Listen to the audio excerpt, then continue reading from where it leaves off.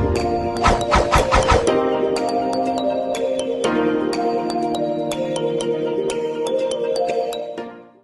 Hello வணக்கம் மக்களே. So இன்னைக்கு நம்ம கூட குருஜி கூட ட்ராவல் பண்ணக்கூடிய ரொம்ப நாள் நண்பர் கமல் சார் இருக்காரு. வணக்கம். வணக்கம்.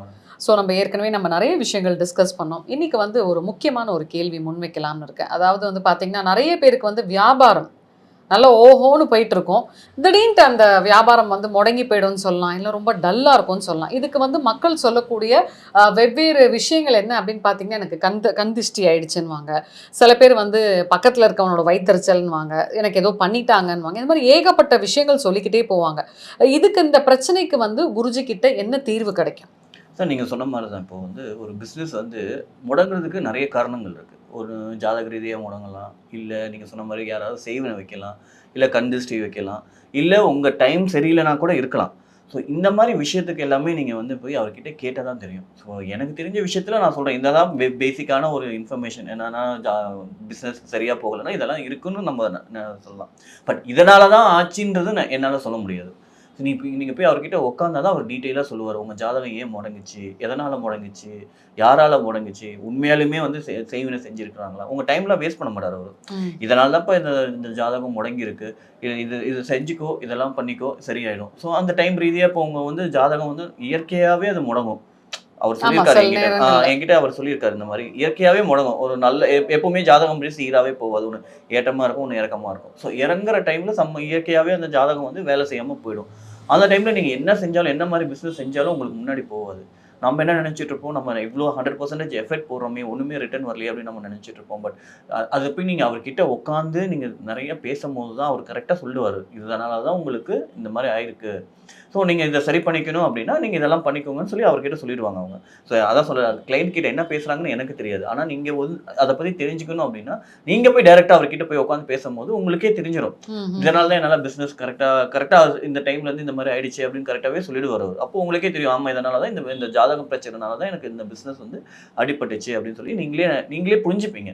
ஸோ அதை நீங்கள் சரி பண்ணுறதுக்கு நீங்கள் அவர்கிட்டே நீங்கள் தீர்வு கேட்டுக்கலாம். பொதுவாக பார்த்தீங்கன்னா எனக்கு தெரிஞ்சு இவ்வளோ நாளில் யாரையுமே போய் பரிகாரம்னு சொல்லி இந்த கோயிலில் போய் விளக்கேத்து, இத்தனை வாட்டி அர்ச்சனை பண்ணு, இதை பண்ணு, அங்க பிரதேசம் பண்ணு, எதுவுமே சொன்னது கிடையாது. அவர் வேணா ஒரு திருப்திக்கு சொல்லுவார், உங்க மன திருப்திக்கு வேணா நீங்க போய் பக்கத்துல இருக்க புளியார் கோயிலில் ஒரு தேங்காய் உடைச்சுக்கோங்க. ஏன்னா மிச்ச விஷயத்தை அவரே டேரெக்டாகவே ஹேண்டில் பண்ணுவார். உங்களுக்கு என்ன பிரச்சனை இருக்குங்கிறது அவரே ஹேண்டில் பண்ணுவார். போய் இந்த கோயிலில் போய் அனாவசியமாக தான் சொன்னல, டைம் கன்சியூமிங் சொல்லுவாங்க. நிறைய பேருக்கு அந்த டைம், நீங்க சென்னையில் இருப்பீங்க, திடீர்னு கன்னியாகுமரியில் இருக்க கோயிலுக்கு போயிட்டு வாங்கன்னு சொன்னா எப்படி போக முடியும்? ஸோ அந்த மாதிரி விஷயத்தெல்லாம் அவரை சொல்ல மாட்டார். அவர் என்ன பிரச்சனைங்கிறது டேரெக்டாக சொல்லிட்டு அவரே சரி பண்ணி கொடுத்துருவார் அவர். ஸோ இதை நீங்கள் பர்சனலாக போய் உட்காந்தாதான் உங்களுக்கே உங்களுக்கு அனுபவம் தெரியும். இப்போ நான் சொல்கிறது எனக்கு தெரிஞ்ச ஒரு வெளி விஷயத்துலேருந்து நான் சொல்கிறேன். நான் எனக்கு அவர் சொல்லியிருக்காரு, அதனால சொல்கிறேன் நான். ஆனால் நீங்கள் போய் உங்களை பற்றி நீங்கள் போய் கேட்கும் போது தான் முழுசாகவே தெரியும் அது என்ன ரீசன்னால என்னோட ஜாதகம் முடங்கியிருக்கு, இதை எப்படி நான் திருப்பி சரி பண்ணுறது அப்படிங்கிறது எல்லாத்தையும் அவரே சொல்லுவார்.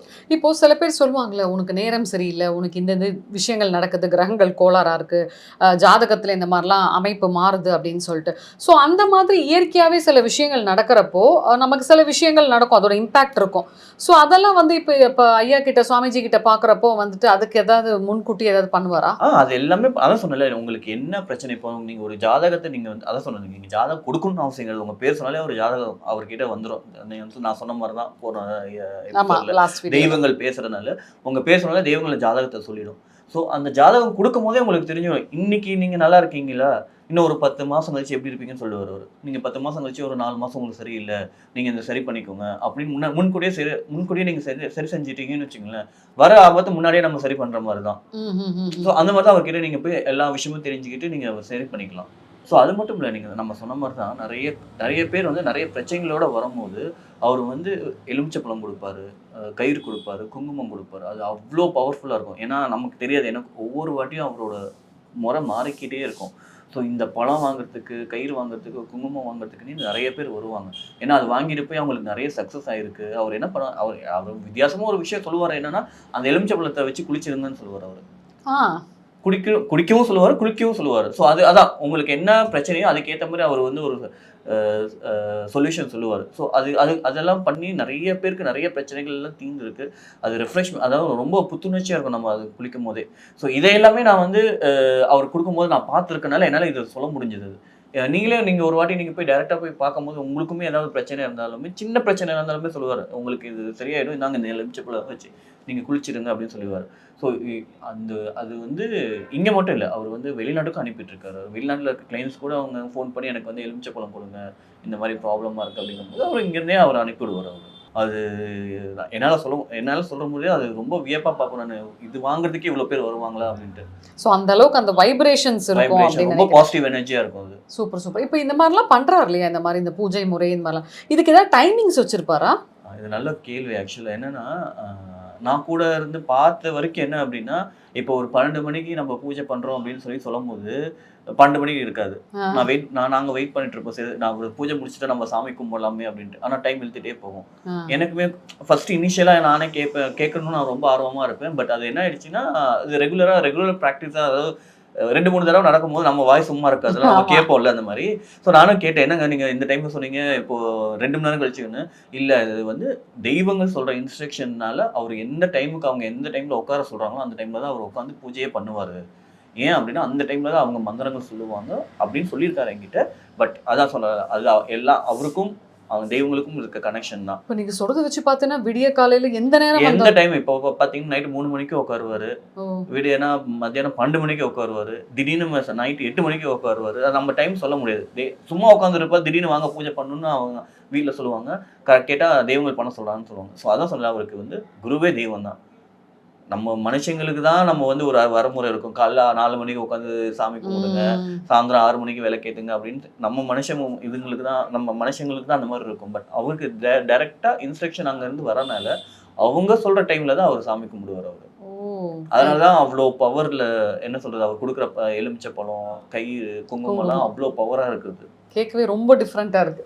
இப்போ எனக்கு ஒரு முக்கியமான கேள்வி. இப்போ வந்து கிளைண்ட்ஸ் வந்து உங்களை தொடர்பு கொண்டு குருஜியை பார்த்துக்கலாம் இல்லையா? இப்போ அதே மாதிரி வெளிநாட்டில் இருக்கக்கூடிய கிளைண்ட்ஸ்க்கு வந்து எவ்வளோ காம்ப்ளிகேட்டடான இஷ்யூஸ் எல்லாம் இருக்கும்ல, இப்போ அதெல்லாம் எப்படி நீங்கள் ஹேண்டில் பண்ணுவீங்க? அதே சொன்ன மாதிரி தான். நீங்கள் இப்போ வெளிநாட்டில் இருக்கிறவங்கனால டக்குன்னு நினச்சா வர முடியாது. ஸோ அவங்க என்ன பண்ணுவாங்கன்னா, அவரு சுவாமிஜிக்கு ஃபோன் பண்ணி அங்கே அப்படியே ஃபோன்லேயே கேட்டுப்பாங்க எல்லா விஷயமும்.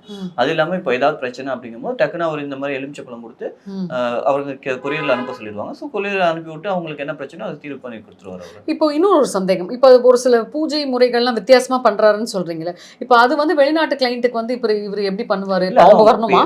தேவையில்லை. இப்போ உங்க பேர் சொன்னாலே உங்க ஜாதகம் அவர்கிட்ட வந்துடும்.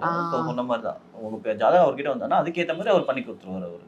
ஓ, சூப்பர் சூப்பர். ரொம்ப அருமையாக சொன்னீங்க. இன்னொரு முக்கியமான கேள்வி சார். இப்போ மக்களுக்கு வந்து நிறைய மன ரீதியாகவும் உடல் ரீதியாகவும் உடல் உபாதைகள் நிறையா இருக்குது இல்லையா? சில பேருக்குலாம் பார்த்தீங்கன்னா நிறைய பிரச்சனைகள் இருக்கும். ஸோ இந்த ஹெல்த் சார்ந்த விஷயத்துக்கு வந்து குருஜி ஐயா கிட்ட ஏதாவது தீர்வு இருக்கா? அது எல்லாம் அதை சொல்லலை. நிறைய மக்களுக்கு வந்து ஹெல்த் ரீதியாகவும் நிறைய இஷ்யூஸ்லாம் வந்திருக்கு. ஸோ அதை சொன்ன மாதிரி ஒவ்வொருத்தருக்கும் ஒவ்வொரு ஹெல்த் இஷ்யூ இருக்கும். திடீர்னு அவர் வந்து உங்கள் ஜாதக ரீதியாக உங்களுக்கு கண்டிப்பாக கத்தி வைக்கணும் அப்படின்னா கண்டிப்பாக ஆப்ரேஷன் பண்ணுற மாதிரி தான் இருக்கும். இல்லை சாதாரணமாக ஒரு விஷயம் அப்படிங்கும்போது டக்குன்னு எலுமிச்சப்பழம் கொடுத்து இது குளிச்சிருங்க சரியாயிடும் அப்படின்னு சொல்லிடுவார். அது இல்லை, நீங்கள் போய் எனக்கு இந்த பிரச்சனைன்னு சொல்லவே தேவையில்லை. நீங்க போய் எனக்கு இந்த அவரே சொல்லுவாரு. உங்க பேர் சொன்னா உங்களுக்கு உடம்புல என்ன பிரச்சனை இருக்குன்னு அவரே சொல்லுவாரு. ஸோ சீரியஸா இருக்கா, இல்ல இது வந்து சரியாயிடுமா? சில பேருக்குலாம் வந்து பாத்தீங்கன்னா ஒரு மென்டல் ஸ்ட்ரெஸ்ஸாவே இருக்கும். அது வந்து எப்படி எங்க போனாலுமே அது வந்து தீர்வாகாது. ஸோ அந்த மாதிரி விஷயமும் சொல்லுவாரு. நீங்க ஏன் ரொம்ப மென்டல் ஸ்ட்ரெஸ்ஸா இருக்கீங்க அப்படின்ட்டு. ஸோ அதுக்கேற்ற மாதிரி எலுமிச்சப்பழம் கொடுத்து நீங்க இதை குளிச்சிட்டு வாங்க சரியாயிடும் அப்படின்னு கூட அவர் சொல்லியிருக்காரு அவரு. நீங்க ஏதாவது கண்ணால இந்த மாதிரி உடல் பிரச்சனையில வந்து குருஜி சால்வ் பண்ணி பார்த்துருக்கீங்களா? இதுவும் நல்ல ஒரு விஷயம் தான். அதான் அவர் நிறைய பேரை பார்க்குறாருல, அவரு சொல்லி ஒரு தம்பதி வந்தாங்க. அவங்க வந்து என்ன பிரச்சனைங்கிறது அவங்க குழந்தைங்க நிறைய பிரச்சனை இருந்திருக்கு போல இருக்கு. நான் பார்த்தது நான் என்னன்னா, அவங்க நிறைய இடத்துல போய் செலவு பண்ணி பார்த்துருக்காங்க, டாக்டர்ஸை பார்த்துருக்காங்க. இந்த மாதிரி நிறைய பேர் சொல்கிறவங்க இடத்துக்கு போய் எவ்வளோ செலவு பண்ணி பார்த்துருக்காங்க. அந்த குழந்தைங்களுக்கு எந்த பிரச்சனையும் தீராமல் இன்னைக்கு வரைக்குமே இவரை பார்க்கறதுக்கு முன்னாடி வரைக்குமே ரொம்ப கஷ்டப்பட்டு தான் இருந்தாங்க. இங்க வந்து சாமியை பார்த்ததுக்கப்புறம் எல்லாத்தையும் சொல்லிட்டாரு, என்ன பிரச்சனை இருக்கு எல்லாமே சொல்லிட்டாரு. பட் என்ன சொன்னாலும் எனக்கு தெரியாது. பட் அவங்களே சொன்னாங்க, ஆமா சாமி கரெக்டா எல்லாமே என்ன பிரச்சனை இருக்குன்னு எல்லாத்தையும் புட்டு வச்சுட்டாரு. ஸோ வச்சதுக்கு அப்புறம் அவரே சரி பண்ணி கொடுத்துறாரு. இப்போ வரைக்கும் இப்போ வந்து ரொம்ப ஹாப்பியா இருக்காங்க அந்த ஃபேமிலி. ஓ ஓ ஸோ ஓ. எனக்கே ஒரு பெரிய மிராக்கல் அப்படிங்கிறது அந்த 7 வயசு குழந்தைக்கு அவ்வளோ பிரச்சனை இருந்து அது இவ்வளோ தூரமாக சரி பண்ணி கொடுத்துருக்காங்க அப்படின்னா அது மிகப்பெரிய மிராக்கல் தான் அது. So super super. ஸோ மக்களே, உங்களுக்கு ஏதாவது சந்தேகம் இருக்கு, இல்ல உங்களுக்கும் இந்த மாதிரியான பிரச்சனைகள் இருக்கு அப்படின்னு நினைச்சிட்டு இருக்கீங்களா? தீராத நோயோ, இல்ல உங்க வீட்ல யாருக்காவது கல்யாணம் ஆகாம இருக்கு, இல்ல வியாபாரம் முடக்கமா இருக்கு, என்ன வேணா உங்க பிரச்சனைகள் இருக்கலாங்க. இல்ல சில பேருக்கு வந்து வெளியில சொல்ல முடியாத பல பிரச்சனைகள் இருக்கும். கண்டிப்பா நீங்க வந்து கமலை கான்டாக்ட் பண்ணீங்கன்னா குருஜியை நீங்க மீட் பண்றதுக்கான பாசிபிலிட்டிஸ் இருக்கும். கண்டிப்பா உங்களுக்கு சந்தேகம் இருந்தா நீங்க கட்டாயமா கமெண்ட்டும் பண்ணலாம், நாங்க ரிப்ளை பண்றோம். ஸோ கமல் சார், நிறைய விஷயங்கள் நீங்க ஐயாவை பத்தி நீங்க சொன்னீங்க. வரப்போற பதிவுகள்ல நம்ம இன்னும் நிறைய விஷயங்கள் கண்டிப்பா. லைவா பார்க்கலாம். மிக்க மகிழ்ச்சி. நன்றி. Thank you ma'am, thank you so much.